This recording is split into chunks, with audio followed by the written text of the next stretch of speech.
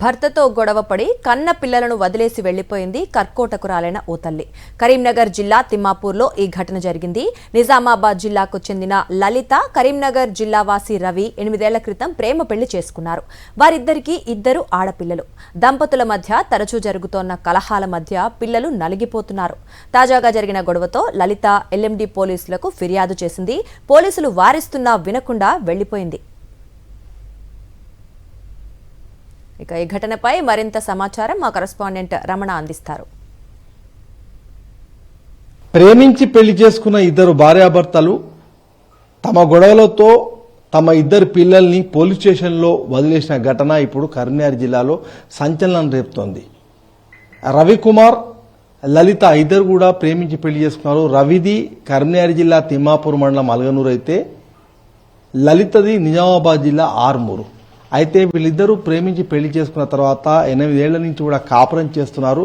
అయితే తరచూ గొడవలు కూడా జరుగుతున్నాయి.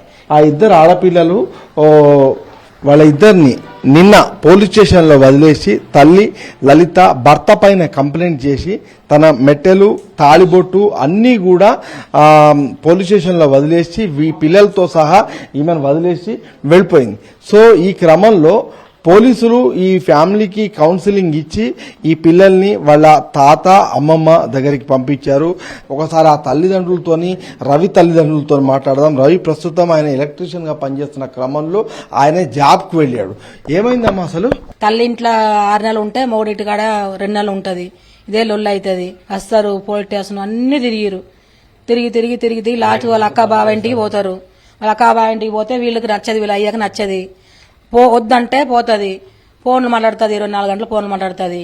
మళ్ళీ ఇట్లే లొల్లి అవుతుందని తల్లి అక్క బావ ఏం చేసిరు, ఇట్లా మొగుడు కాకుండా అత్తమామ కాకుండా అమ్మాయి కాకుండా అక్క బావ కలిసి వేరే ఇంట్లో పెట్టిరు ముగ్గురిని.